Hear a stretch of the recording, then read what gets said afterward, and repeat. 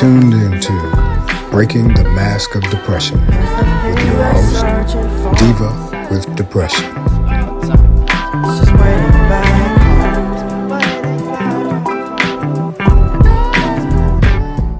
Hey everybody, welcome to Breaking the Mask of Depression with me, the Diva with Depression. I hope everyone is doing well. I hope that you are staying safe and warm and cozy wherever you are at. Thank you for joining me today. I'm live from the bedroom again, y'all. You know how it goes, but I'm determined to try to push through and get some consistency going. I have been testing out. I want you to know, you know, bouncing around. I'm really trying to see the best days that, to release my podcast. What days do you guys listen? If you want to shoot me an email or talk to me on any of my socials, let me know. What day do you listen to the show? What time do you listen to the show? If you like the show, all of those fun things. Let me know what you think. I don't just do this for me, I do it for everyone. And I'd like to make sure that as many people as possible are hearing my voice so that we can break the stigma and start healing some people. So um, let me know, okay? Today, in keeping with Women's History Month, and as a matter of fact, happy Women's Month to all of my ladies out there. Um, in keeping with Women's Month, last week I did PCOS, and so this week I decided to continue with the fun stuff, and we're going to talk about dum dum dum menopause. So, buckle up. Again, like I said, fellas, if you want to hang out and listen, it's always a good thing to learn. You are husbands, you are fathers, you are grandpas, you are friends, so it's nothing that is taboo, and it's always a good thing to learn a new thing. So, hang out, y'all, and listen. So, today I want to discuss what came first. Is it the depression or is it the menopause? And of course, with me, depression came first, and menopause came later, intensely. And I, of course, have family members and friends, and some of us have all gone through the journey together, and it's not always a fun ride. So, depression is actually connected to, like I said, PCOS and to menopause. And the surface is that, it just makes you uncomfortable, and it makes you sad that, you're having hot flashes, or your body's not the same, or different things that happen. So, on the surface, of course, those things make you feel sad. They make you, you know, angry sometimes, embarrassed sometimes, and those can lead to, your mental health changing. I don't want to say declining, because, that's the end of the world type of thing, but it will change, when you start to go through the change. And so typically menopause starts with women between the ages of 45 to 55. Now you have premenopause. Now with premenopause, it's just the time period, right before you start, before you start menopause, and you're still getting your period and there's no real symptoms.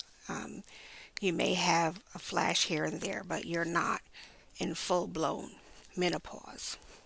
So around 45 years old, here we go. You know, Women think that, we love to think that, and we love to embrace the fact that when we get to 40, we're starting to really start coming into ourselves and becoming better selves. And it sucks that we hit 40 and this is what we have to go through. Like, it's just a never ending shit show with being a woman. So 45 is usually the starting age. And they have different stages. They have premenopause, they have perimenopause, and, all of those different stages. But really, it's just perimenopause. Perimenopause is actually the name for what we just call straight menopause. And menopause, here's your Google fact, y'all, is really it's just a change in the body, um, you know, symptoms of hormonal changes, and it can last, you know, 4 years and lead into the 12-year period, until you hit 55 or beyond in some cases. But, the journey usually is about 10 to 15 years for most people. And as I said, um, technically perimenopause is means that it's around the time of menopause starting to arrive, and your hormones can change, but you still can become pregnant, and it could last like 4 years. Ain't that fucked up? That, like, what do you have to look forward to? I'm sorry, I'm always, always, always the bad person, but you know, this is what we have to look forward to. And so I'm going to tell you my story as usual. My joy started early. Um, I started having, going into menopause, early menopause. I want to say after I had my baby, my second baby. So that's around 31 years old. And then the hot flashes started, and the extreme fatigue started. I always thought, well, like I always tell you guys, with depression and some of the physical issues that I have, I always attribute everything to that. So, when I started getting the extreme fatigue and, you know, changes in my period and the cycle and all sorts of stuff, I said, okay, well, I just had a baby. I definitely am in the postpartum depression stage, and my body is just reacting. It has, there's 7 years between my babies, and so my body's just not, it wasn't ready yet, or some kind of crap like that. Everything to think that, God damn it, I cannot be going through menopause at 31 years old. But sure enough, I around 31, it started, and it was absolutely awful. Um, I always, I want to say I always had a problem, but I was always one to sweat. Um, you know, at any time, especially when I'm nervous or uncomfortable. Like, I really, really start to sweat, and then I start sweating, and then I get embarrassed, and then you know, it it, it just a little cycle starts. But so the sweating thing started to increase, and then that's when I started to notice that the flashes started coming on, and I'm like, why am I, what the hell is going on? So of course, I always, because of the sweating, I always carry a towel or a washcloth, a dry washcloth. Now I got to carry a fan everywhere. And, like, really, I don't know if the pocketbook is big enough to have have a fan everywhere. But I did. I had to start because for every one of you that is going through it, you know what I mean. When those suckers come on, it's like you walked into an oven, and you're just standing there in the middle of the oven. There's no breeze. There's no nothing. You're just standing there on fire. And so, when those things happen, you're not always home. So if you're home, you can start ripping shit off. But if you're in public, that's not possible. So you have to carry a fan everywhere. And I did. I started carrying a fan everywhere I went. I went because I, I was either hot or sweating or something more embarrassing. So it was really, really, really an adjustment. And then, of course, night sweats started. And, That's hell too. It's like you go to sleep and you're under the covers and you're cozy, and then all of a sudden something hits and you gotta stick a foot out to get some air or turn the fan on. And listen, I have a fan on 24/7. I will turn off the air conditioner and use my fan because it's more direct, you know. But yeah, the night, and then you wake up and your pillow is drenched, your clothes are drenched, and it's just crazy. Um, so those are some signs, the physical signs, the hot flashes, the loss of libido. If you have a partner, that can affect you. Um, Also with the night sweats and the hot flashes, if you do have someone sleeping with you, y'all need to get separate blankets, if possible. Maybe start out cuddling under the sheet, but listen, we got to go to separate blankets afterwards because when it's time to rip that shit off, it's time to rip that blanket and just throw it somewhere. So, I don't want you guys to lose your relationships over hot flashes and night sweats, but that is one. Those are two of the well-known and major symptoms of menopause. It's not all of it.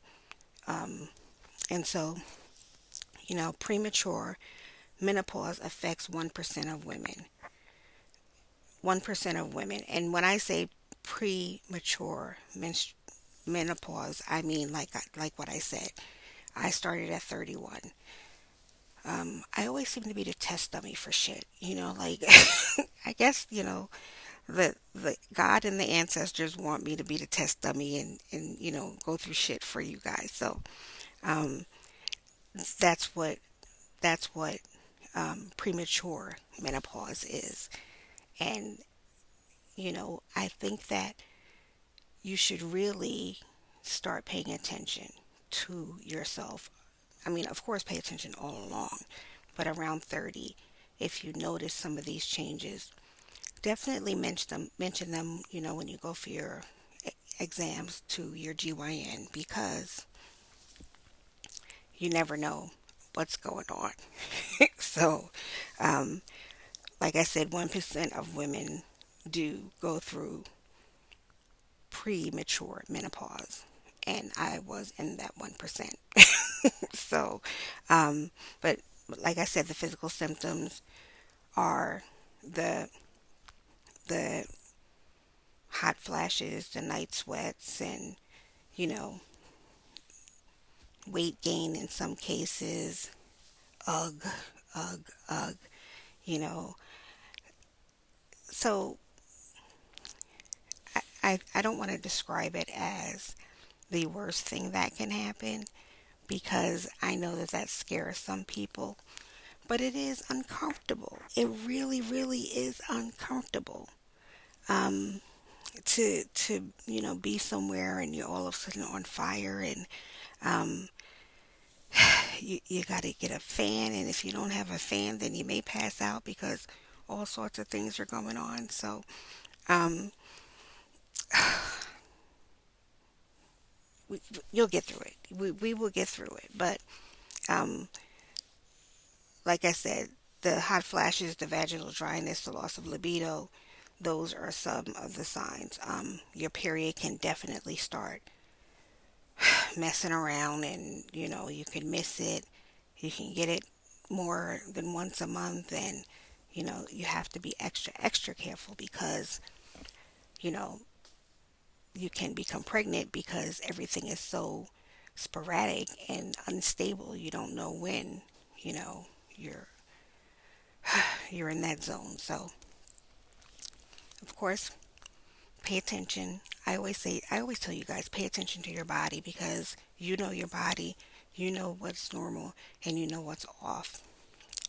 So, some of the things that will trigger premature menopause, it could be genetics, and I don't know if the women in my family started early. I don't think that I ever paid attention. I do remember, what happened after 45 or so, how they would react, but I don't think I don't know that anybody but me and my, you know, immediate family went through premenopause. So it could be genetics, it could be an infection of some sort that can trigger it, it could be unhealthy habits, of course, your diet and different things like that. It could be an autoimmune disease. You could have lupus or, one of those type of autoimmune diseases that will trigger early menopause because your body is already going through chaos. If you know people with some of these autoimmune diseases, your body is already, going through shit. So that can trigger the the premature menopause. In most cases, like I said, it's 1%. In most cases, 45 is when it starts. And just because, it says 45, it could be 46, it could be 47, it could be 45 when you start having hot flashes, but you could be 47 when you start, skipping periods. And, you can go to 50 without having any symptoms. It's rare, it's very rare that you can go to that age. But, you know, there's no timetable. It's really just before it's for 45 and above that you should start paying attention. So, 1 million women are going through menopause right now. 1 million of us. That's why we're so damn angry, y'all. You walk down the street. You ever walk down the street and you may say good morning to a woman and she just like, gives it just look like fuck you. That's because she's one of the 1 million women going through menopause and she really don't have no time for your shit. We don't have time to talk to you. We're too busy sweating. We're too busy trying to figure out if we got a period or not. We're too busy, fanning. We don't have time. We don't have time. Like, call me later. I don't have time to talk. So, but that is really, really a good reason, to that some women are so just tired and off and they don't want to talk. When you think about all of the things that a woman goes through internally, just internally on a daily basis, you'd be pissed off too. So, you know, don't hold it against them because their bodies are furnace right now. And so 1 million experience it every year. And then, as per the National Institute on Aging, y'all know I always give y'all Google facts. Um, there's no real knowledge about what triggers it and what menopause is. They have no idea, and so just like we discussed last week with the PCOS, like nobody ever knows what the fuck is going on. Like we have all of these things and like I share with you guys about the chronic fatigue syndrome. It took 6 months for them to say, oh, that's what it is. In the meantime, I'm just falling the fuck apart, and just completely miserable. But it's like we don't know what, causes it. We don't have exact symptoms. So they're saying that the National Institute for Aging is saying they don't know what definitely triggers menopause. They don't know, they don't know why. It just happens and we just have to suffer, and it's just not fair. It's just not fair. They never know. So, as with the PCOS, and I know that I keep referencing the PCOS, go listen to last week's episode because it really, really was informative. And, you know, you need to listen.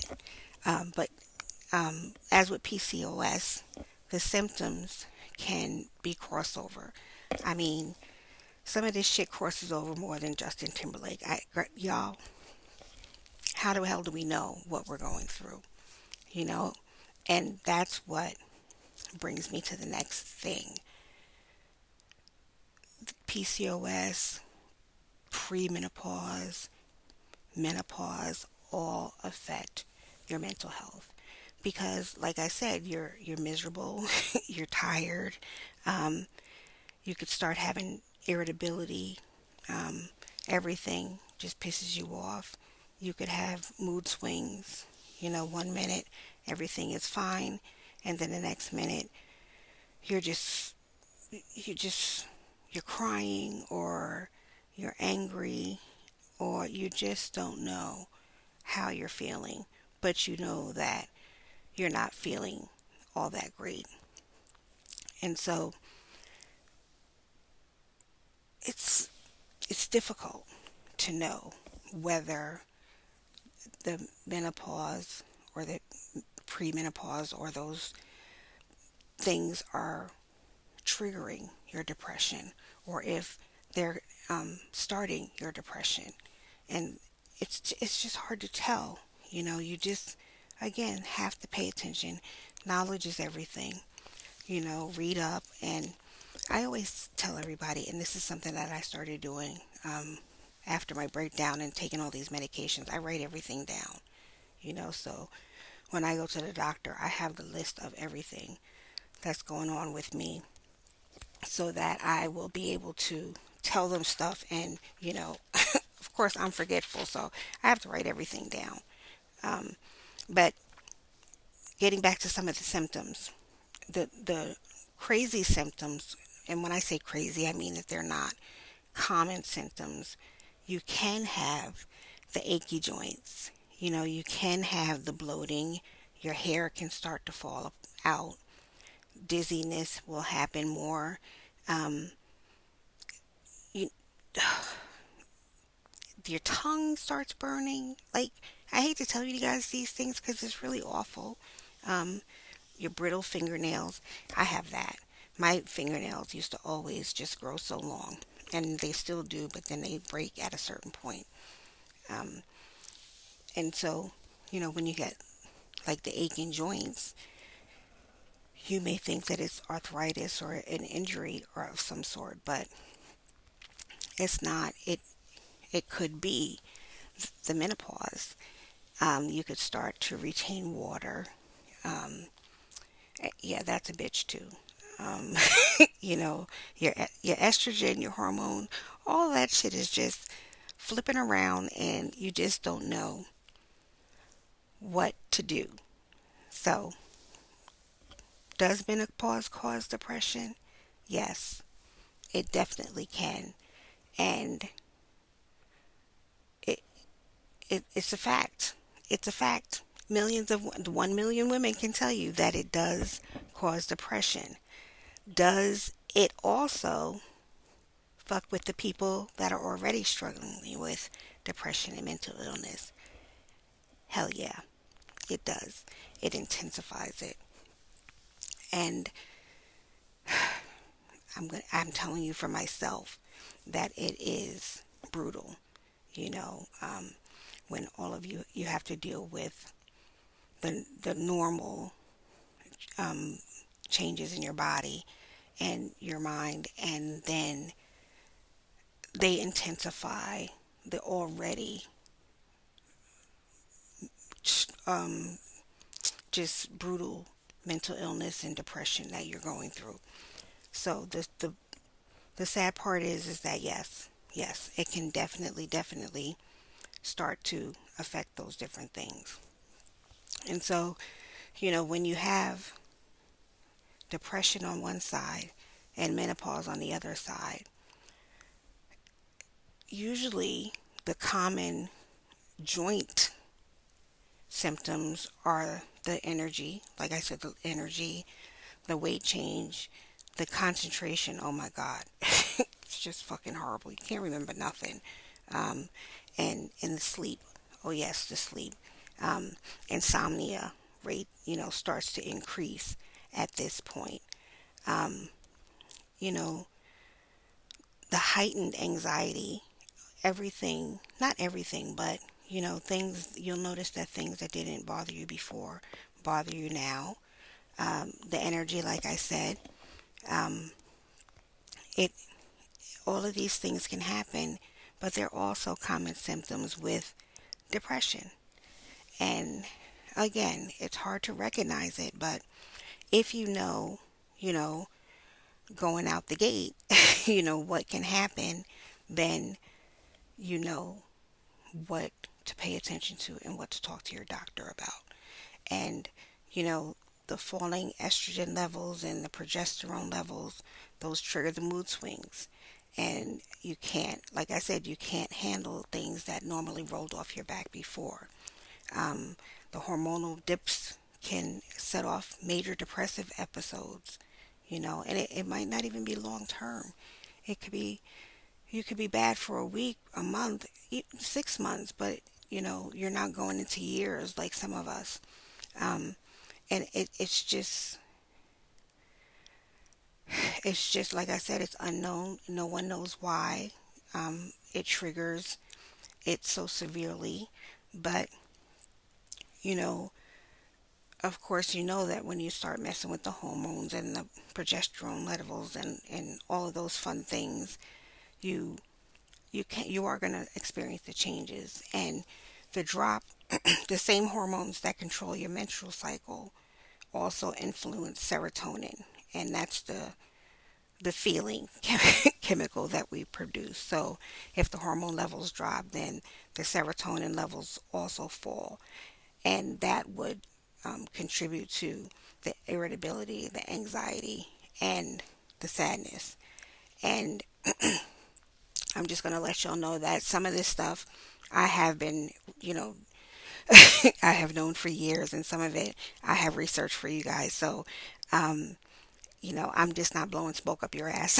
These are, the actual things that are going on. So, you know, I don't know, from what I've read, from what I've talked about through the years. I don't know if there's any one thing that can fix it. There are so many things that can alleviate some of your pain and some of your symptoms, but I don't know if there's any one thing that can fix it. One of the main, things that you always hear is about the hormone replacement therapy, the HRT. And I used to hear about this all the time, and I never really thought about it. But it's used to try to restore the diminished hormone levels. It sort of tries to bring back the levels and relieve the symptoms that are already imbalanced. And there are different types of the hormone replacement therapy. You have implants, you have pills and tablets, you have vaginal rings and creams, and you have some sprays and gels. And I know that you go into the drugstore and different stores, and you will see some of the creams that they say help, are HRT related. Um, and you know, it, listen, for some people it works. Some people it's not working. It's a personalized treatment, so it's what works for me might not work for you. Um, and you just have to combine it with lifestyle changes and doctor's appointments and different things like that. People with the different types of cancers, like the breast cancer, ovarian, endometrius, they can't participate in HRT. um, People with blood clots, they can't um, have HRT treatments, and because it causes more craziness, you know. Um, so make sure that you talk to your doctor about, if this is something that's a suggestion. Make sure that it's something that you can live with, you can do, um, to help you, but safely. Because like I said, not everybody can take it. And so some of the I want to quickly tell you some of the trigger foods for menopause. And first on the list is my crack, which is coffee. I love coffee. I love coffee. And I know that how my body reacted at 21 drinking coffee and how it reacts now drinking coffee. I already know that. I know this is a problem, but It's something that I've been doing forever, and it's hard to stop. Spicy foods. Now, I don't eat spicy foods because they do affect my stomach, but spicy foods can trigger, you know, um, the menopausal symptoms and the mood swings and different things like that. You never think that's it. It could, but it does. Alcohol. Um, well, alcohol affects everything. You know, um, and of course, in excess, you know, alcohol is a problem. But yes, it does. The alcohol also intensifies the triggers. So pay attention to those things, guys. I mean, if we have to go to decaf, we can go to decaf. Some of the home remedies, the holistic remedies, and black cohosh is one of the ones that I've heard for years, and I do know that a lot of people say that it helps with the hot flashes. Ginseng, blackstrap molasses, vitamin E, flaxseed. I also do know a lot of people that said flaxseed helps. I actually have baked with flaxseed in the past couple of years because I have orders from vegans and vegetarians, so it is a good replacement. And the vitamin E, I think vitamin E is good for everything, along with like vitamin D. Those are always helpful for you. But the black cohosh, if you are going through this right now, look into it because I know for a fact that I have spoken to so many people that said that it can help with at least with the hot flashes and the night sweats. And if it could help with that, then that's a big thing off your shoulder. So, what's next? you know, when it comes to the depression and the menopause and the crossover, SSRIs are usually the most common drugs that they're going to treat you with for hot flashes. Lexapro, Celexa, those are the things that the doctor may prescribe for you to help with your symptoms. Um, I can tell you that those medications have side effects, and the side effects are pretty shitty sometimes, so you just never know. You'll be sweating one minute, crying the next minute.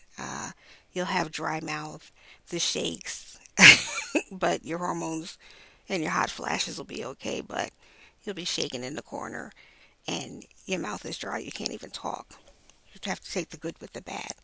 But those are the type of drugs that they will give you to help with some of the symptoms that you're going through, you know, to make sure that your menopause doesn't cross over into a full blown depressive episode and control your anxiety and control your mood swings. So those are the facts. Those are the good things, those are the bad things. I hope that you wrote some of the things down. I can tell you that for me personally, I don't think that anything has ever helped my hot flashes. I've never, since I started having them, they've never decreased at any time. And like I said, I've taken the Lexapro and in conjunction with other depression medications, and I don't remember that the hot flashes ever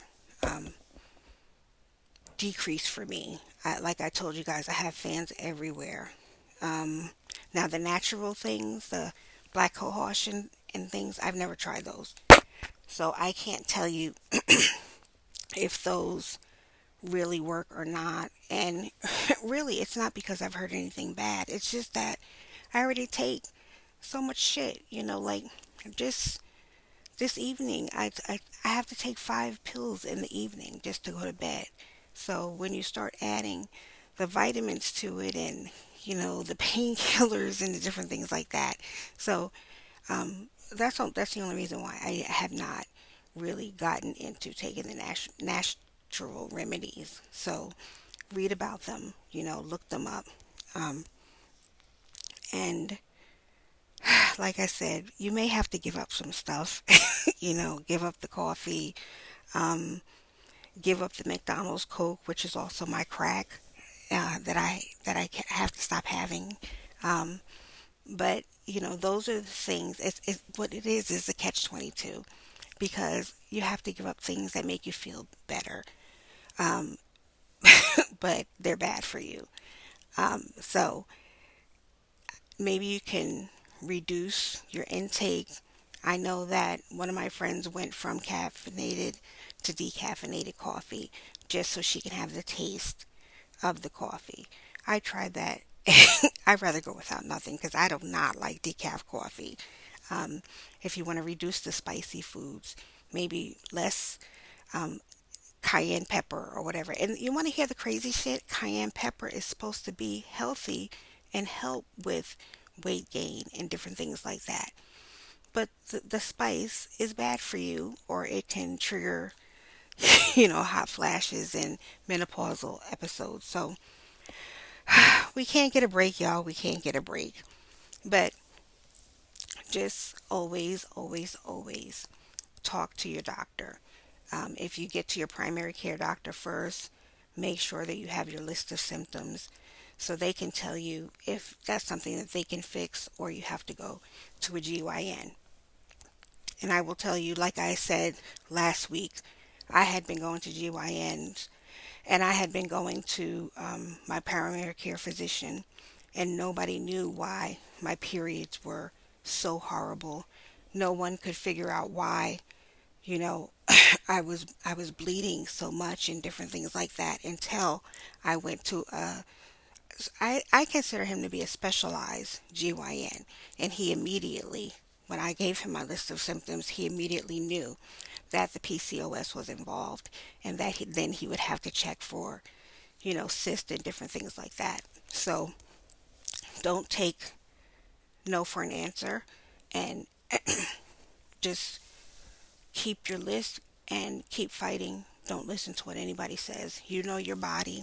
You know when it's off. You know when it's acting the fuck up. Don't listen to them. So I want to thank you for listening to me ramble today. I know that these type of episodes might not be the most exciting, but I think that they're helpful because it shows you that there are so many different components to mental illness and mental health, and it comes from everywhere, and like I said, genetics can start it off, but situational can you can pick it up.